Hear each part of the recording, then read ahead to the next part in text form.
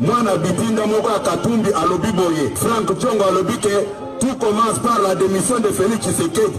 Félix Tshisekedi ne démissionnera jamais.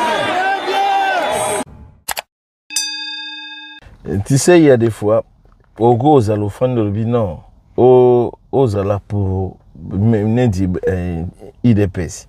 Mais façon à bango ya agir, façon à bango de parler, façon à bango ya traiter bateau, façon à bango ya mimona. C'est pourquoi bazolo bakeboza ba tribal. C'est pourquoi ba raisonnement ya bo. Ozo kanenge nenga zo dénigrer moninga donc. Azo placer ba momo inapproprié. Politique nini wana. Kobenga Frank Diongo mwana musala ya Katumbi. C'est-à-dire papa mokolo nenga wana Frank Diongo akomi mwana musala Katumbi. Pour appeler argument na lobi que Tshisekedi des fois démissionner. Mais ça occupé na normalité Tshisekedi des fois démissionner. Puis c'est juste que dans la ville les autres okoya, bambo que ça okoya. Kaka munoko. Bozo zela nanga roya okanga binoti.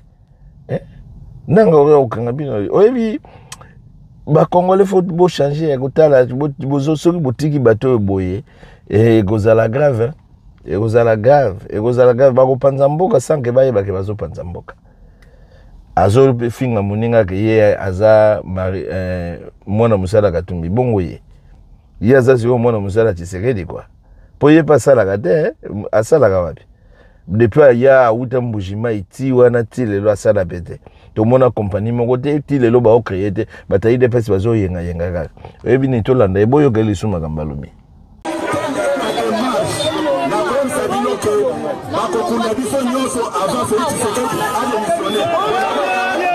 Monique bakokoka yango te nzela yango bakende biso tokotikala na mokonza mboka tina suka tala langage ba oyo ba Monique bakokoka te fo bakende. C'est comme si mboka na bango moko quoi. Congo ya bango moko bango mutu bazopesa ba loi soki batu ba lingi te bokena bino. C'est que guerre yango wana pourquoi bozobenga batu bakende ko s'enrouler. Pourquoi bazoko gobenga batu bakene ko s'enrouler soki bino ba Monique ba kokoka te bakene na bango. Bo chabana na bino yobi makamba Congo zoko olandi ba tayi de peso oyini na Congo. Kuba toujours ça l'effort to bossa na makamuzu mais okotala oyo et puis si so otani kuna na kata parti wana etini moko kaka. Et là oh IDPS bo décevoir biso de pas jusqu'à ce niveau ba oyo ba moni ba bolingi na bino te bokende na bino mboka na bino kaka ata batu balingi changement te mais changement na moni ekozala forcé na bato esili wana te bolanda ye lisusu.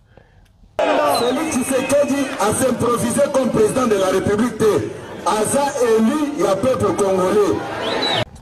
Lukuta, Luvunu, Bokosi, azalaki elite. Nanga sa lobike, basalaki deal. Pe Félix yemoko ba vidéo lobike, deal ezalaka. Kagame pe apwati bino ke deal yalaki, pe azwaka te. Place wana bolo bagate, bozala kimia, tozo luka mboka ezala yini. Mais yozo ya lizo na ba discours ya ba séparation boye, ekosimba te na biso tozo luka vérité. Azala elite, Félix azala elite. Soki to lo ba na premier tour Félix azalaka elite. Kudu ndengana na constitution fo bakanga ye. Biso tokondimaka te ata malamoko que domination étrangère et ya kokonza biso aw. Boza ko kangai. Bao baza koloba o Félix a trahi. Il a trahi qui? Puisque ba accord wana eza Kabila mutu asinyaki yango. Kabila maneko pesa bango 60 millions de dollars à la fin de chaque année. Tango président Félix Aye aboyi kopesa biloko wana. Bon, entre Kabila na Tshisekedi nana trahir ba Congolais. Bino bokondima te na armement nini boza nango. Arme pe boningo somba te. Bosomba ba arme bozo somba te. Bofuta ba soda bozo futa ba soda bien te.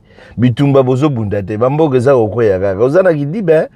Ozana kidiba ba frontière pe ba komi kokanga bokima bo changer ba discours ou bien Félix akende na Russie akende ko déjà renfort soki te baza koya ba komi pembeni elo mususu ngana zo comprendre te batoyo donc bango bazwaka biso le rôle bazoba quoi Vraiment, IDPS là bazwa biso lokola bazoba bayaka kaka na bargument moko non fondé. Eh Kabila bana kopesa Rwanda 60 millions bobi misa ba papier. Ba Congolais tout ba mona ke tala ba transaction bana ko sala boy. Bozo bombongo pourquoi? Si vous en avez preuve. Boye nango boye na ba preuve botika ba loyenge wana ya kolobaka na munoko bazo mona sans preuve évidence déjà te to kwa ndenge. Poto yebi lukuta ya machine na bino.